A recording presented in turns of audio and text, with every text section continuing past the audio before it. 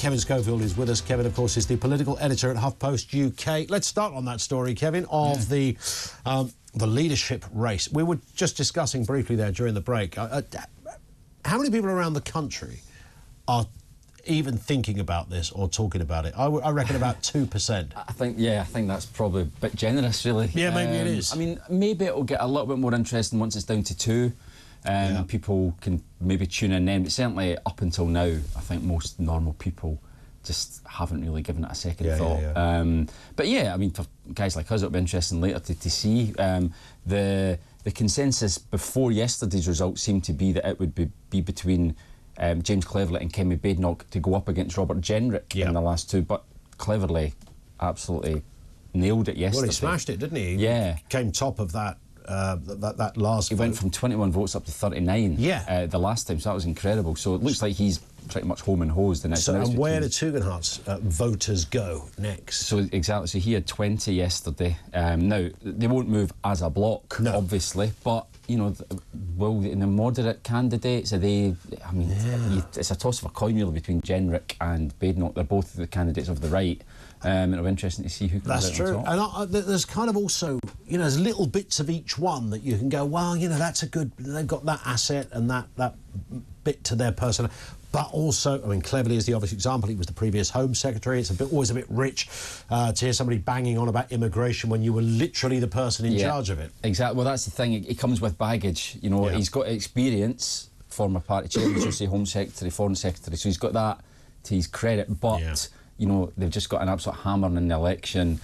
People might turn around and say, well, hang on a minute, you represent the past. We want to look to the future. So, what about a pairing then? I mean, let's assume, I don't know, Jenrick won.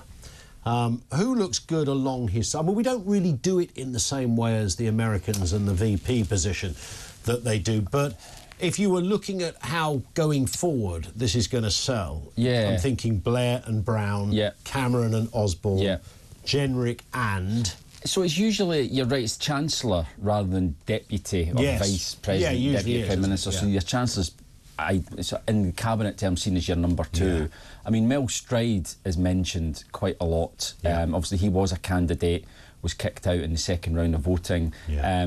Again, lots of experience. He covets the position of, well, ultimately Chancellor, but certainly in the meantime, Vice-Chancellor.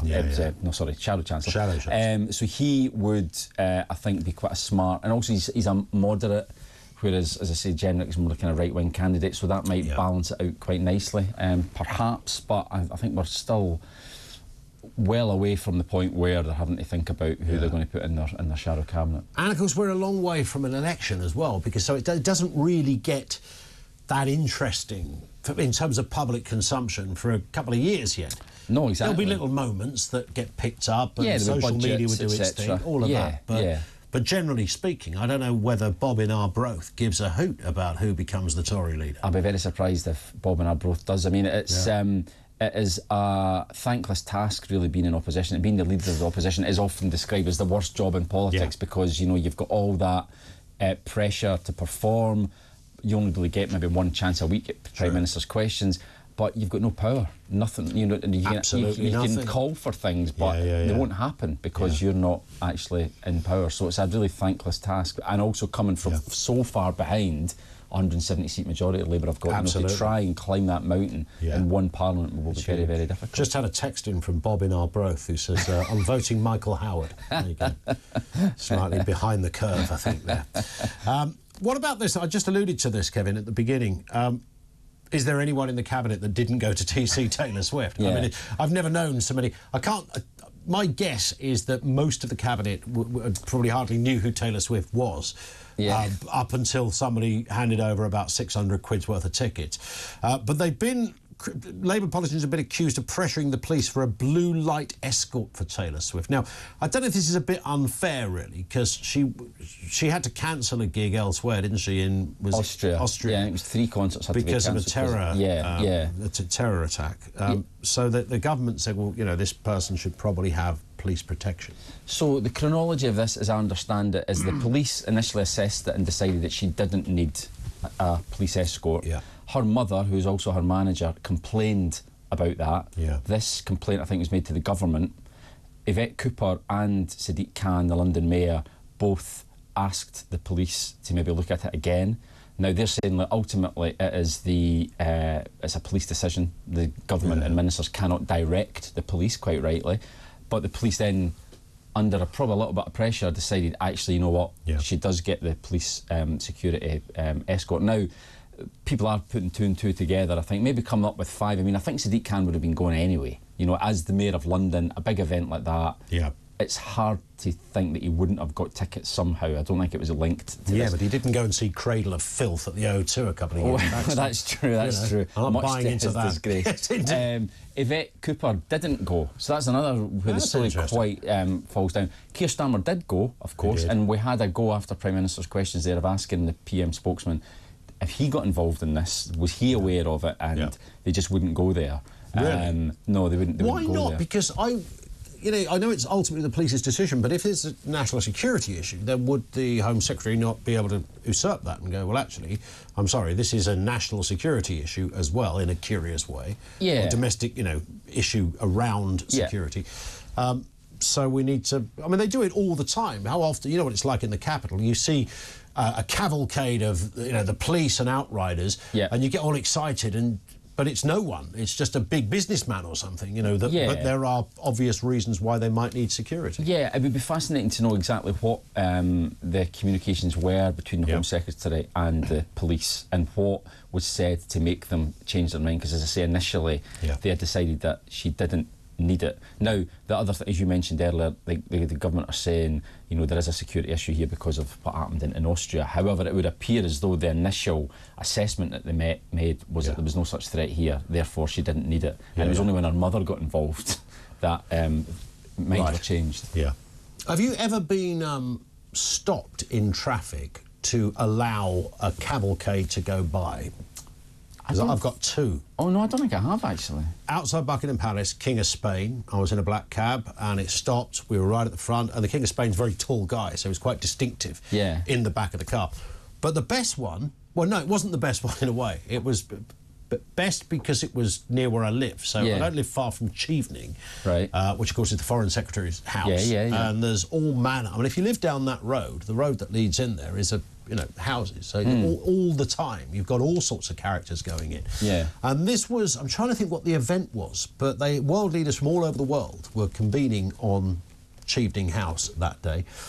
Me and my little boys going down the road in the car, and suddenly, police motorcycle comes out, guy puts his hand up, stop. I knew, because obviously I do this for a living, that something was going on. And then a couple of other cars came out, and I said to my lads, I said, there's going to be somebody, like a Prime Minister or a President's going to come out.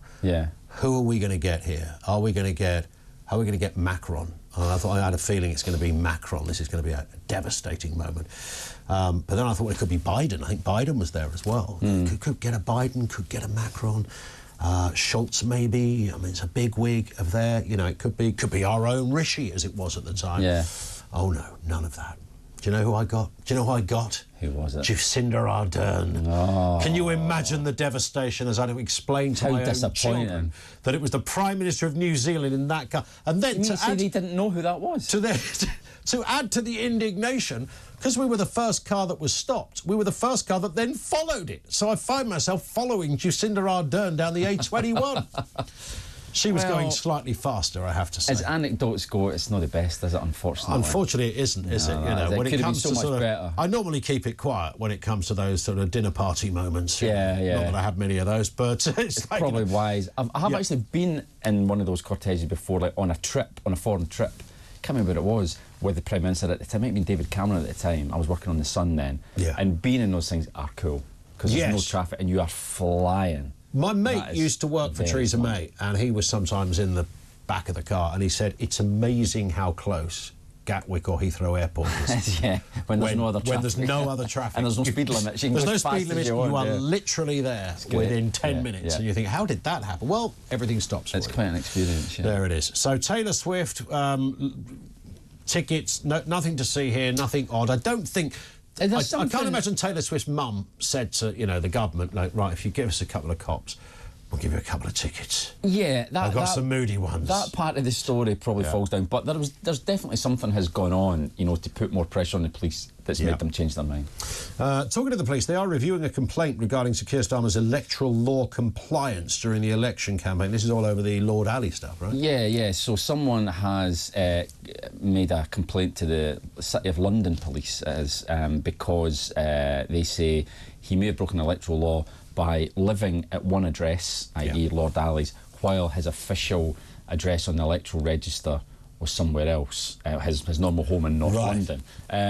It's one of those stories, though, when you actually read it, the distinct impression you get from the police is that they're going through the motions here, that, they have to investigate every complaint. Yes. And it's very carefully written that there's no suggestion that he has actually broken electoral law at this stage. The police are looking at it. I'll stick my neck out and say this probably won't go in. No, it's not going to, is it? Because of all the things you might want to stick on Starmer for, I mean, the fact that he was, a socialist, was monkeying around with a multi-millionaire is enough. Frankly, that's your headline in itself. Yeah, exactly, And all the other bits that went with it, glasses and things. The fact that he might have put the wrong address on a... It's one of those ones. The news desk is probably said, right, we need to get a new line. We need to get a new line on Lord Alley and Starmer. What have you got? And that's what they've come up with. And it's, fair play. I've been there before, having to come up with stories, on very flimsy content. But sometimes you've got to give it a go. You've got to give it a go, absolutely. And there's nothing wrong in the story. News day. There's nothing wrong in the story. It's accurate, but it doesn't strike me that this is the scandal that's going to bring. Quiet News Day, freedom of information request. There you go. That's the one to do, isn't it? What can I think of there'll be something. Are you back in Parliament for the Tory leadership result? I will be there. I'll be in Committee Room 14 in about an hour's time, to waiting with bated breath. There'll be more journalists than MPs, put it that way. Yeah, they don't make much of it, do they, really? I mean, it's like it's a very sort of... There's been so many in recent years. That's true. It used to be quite rare, Tory leadership contest. Now there's one every... half an hour, They're all the time. There'll be another one in a couple of years, I'd imagine. I wouldn't rule it out. I wouldn't rule it out. So I will be there. So we will see. We'll find out at 3:30. All right, Kevin. Good to see you as ever. Kevin Schofield with us from HuffPost UK.